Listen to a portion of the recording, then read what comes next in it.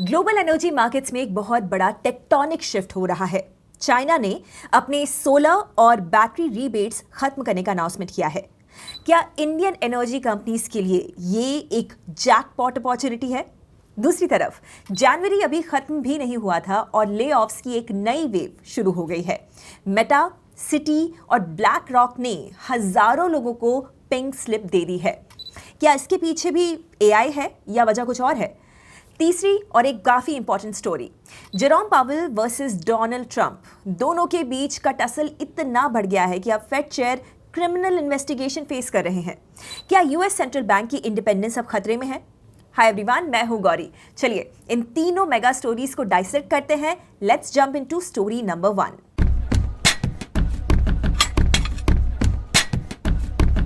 पिछले कई डेकेड से चाइना का एक ही मंत्रा रहा है, exports at any cost.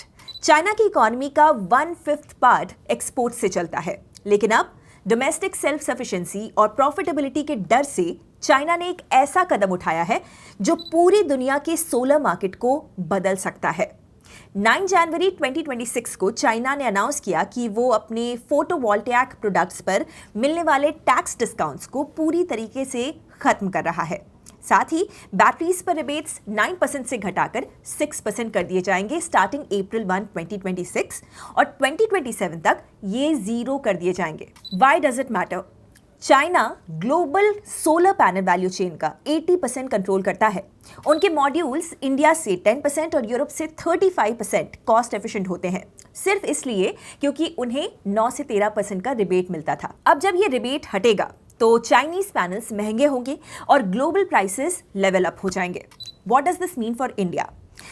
Solar module makers जैसे कि वारी या फिर प्रीमियर एनर्जीज के लिए ये एक अपॉर्चुनिटी है। वारी के एक्सपोर्ट्स पिछले साल 17% से बढ़कर अब 47% हो चुके हैं। प्रीमियर एनर्जीज के पास भी बड़ा हेडरूम है क्योंकि उनका 99% रेवेन्यू अभी डोमेस्टिक सेल से आता है। सोलर ग्लास जो इंडिया में बोरोसिल रिन्यूएबल्स बनाता है, पिछले कुछ सालों से सस्ते चाइनीज इंपोर्ट से सफोकेट हो रहे थे।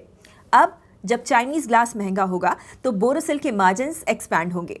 लेकिन यहाँ पर ध्यान रखिए, असाही इंडिया और सेजल ग्लास जैसे डोमेस्टिक राइवल्स भी अब इस सेक्टर में अग्रेसिव हो सकते हैं।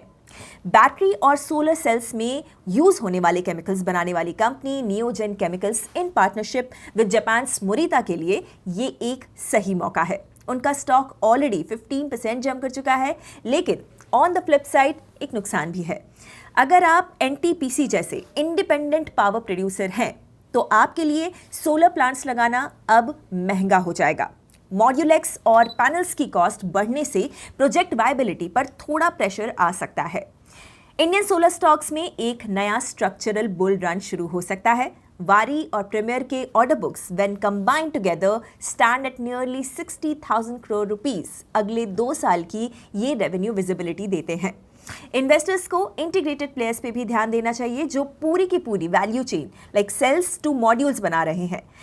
प्योर पावर प्रोड्यूसर्स जैसे कि एनटीपीसी, एसजेवीएन के मार्जिन्स पर शॉर्ट टर्म इंपैक्ट पड़ सकता है। वैल्यूएशन चेक कीजिए, स्टॉक्स पीक से 30% गिरे हैं तो पीई लेवल्स अब मैनेजेबल हो सकते हैं। बढ़ते हैं नेक्स्ट स्टोरी पर। अगर आपको लगा था कि 2025 के साथ ही ले ऑफ्स भी खत्म हो गए हैं तो जनवरी 2026 के रियलिटी चेक के लिए रेडी हो जाइए। मेटा, सिटी ग्रुप और ब्लैक रॉक ने साल की शुरुआत मास जॉब कट्स के साथ की है। पहले बात मेटा की। मार्क ज़करबर्ग अब रियलिटी लैब्स यानी कि मेटावर्स डिवीजन से 10% वर्कफोर्स को कट कर रहे हैं। रीजन? पैसा वीआर और वर्चुअल रियलिटी से हटाकर एआई वेरिएबल्स में डाला जा रहा है। ज़करबर्ग ने पहले ही कहा था कि 2026 उनका ईयर ऑफ एआई एफिशिएंसी होगा। City group CEO Jane Fraser ने 1000 और लोगों का ले ऑफ किया है। ये उनके उस पुराने प्लान का हिस्सा है जिसमें उन्हें 2026 के एंड तक 20,000 जॉब्स एलिमिनेट करनी है ताकि बैंक के रिटर्न्स इंप्रूव हो सके। दुनिया के सबसे बड़े एसेट मैनेजर ब्लैक रॉक ने हंड्रेड्स ऑफ एम्प्लॉइज को निकाला है। प्रेडिक्शन ये है कि 1% स्टाफ अराउंड 250 लोग अक्रॉस डिविजन्स को और निकाला जाएगा। उनका फोकस अब alternative investments like private credit पर है, जहां उन्होंने हाल ही में एचपीएस इन्वेस्टमेंट पार्टनर्स को एक्वायर किया है। पैराडॉक्सिकली ले ऑफ्स अक्सर स्टॉक प्राइसेस को बूस्ट देते हैं क्योंकि इससे ऑपरेशनल कॉस्ट्स कम हो जाते हैं और मार्जिन्स बेहतर हो जाते हैं। मेटा और सिटी के शेयर्स इस रीस्ट्रक्चरिंग पर पॉजिटिव रिएक्ट कर रहे हैं। दिखाता है कि कंपनीज अब अनब्रिडल्ड ग्रोथ के बजाय प्रॉफिटेबिलिटी और ऑटोमेशन पर फोकस कर रही हैं। इंडिया की आईटी सेक्टर पर इसका असर हायरिंग स्लो डाउन के रूप में देखा जा सकता है as global clients are tight on budgets. और आज की लास्ट स्टोरी में हम देखेंगे कि कैसे Trump Powell feud US history का सबसे बड़ा इंस्टीट्यूशनल क्राइसिस बन सकता है। Now Federal Reserve chair Jerome Powell ने कंफर्म किया है कि डिपार्टमेंट ऑफ जस्टिस ने फेड को ग्रैंड जूरी सबपीनास सर्व किए हैं। गवर्नमेंट इन्वेस्टिगेशन पावेल के उस टेस्टिमनी पर है जो उन्होंने फेड के $2.5 बिलियन हेडक्वार्टर्स रेनोवेशन पर दी थी। लेकिन पावेल ने वीडियो स्टेटमेंट में साफ कहा है कि ये सिर्फ एक प्रीटेक्स्ट है, बहाना है। उनका क्लेम ये है कि प्रेसिडेंट ट्रंप उन पर लीगल प्रेशर डाल रहे हैं ताकि फेड इंटरेस्ट रेट्स ज्यादा अग्रेसिवली कट करे। So if that is true, why is Trump so desperate for rate cuts? The first reason is mid term elections. साल के एंड में इलेक्शंस हैं और रेट कट से स्टॉक मार्केट और consumer spending बढ़ती है, जो इलेक्टोरल विन के लिए इजी ऑप्टिक्स है। Second, debt servicing. यूएस पर हिस्टोरिकल डेट है। 1% रेट कट का मतलब है मिलियंस ऑफ डॉलर्स की interest savings. And lastly, real estate roots. Trump का बैकग्राउंड रियल स्टेट का है। उन्हें लगता है कि चीप मनी मतलब कि प्रॉस्पेरिटी। पावेल के इस बड़े स्टेटमेंट के बाद यूएस डॉलर गिर गया और ट्रेजरी फ्यूचर्स रैली करने लग गए। मार्केट्स को ये डर है कि अगर पावेल को क्रिमिनल इंडाइटमेंट की धमकी से फोर्स किया गया तो फेड की क्रेडिबिलिटी खत्म हो जाएगी। मार्केट्स अनसर्टिनिटी से नफरत करते हैं, ये तो आपको पता ही है।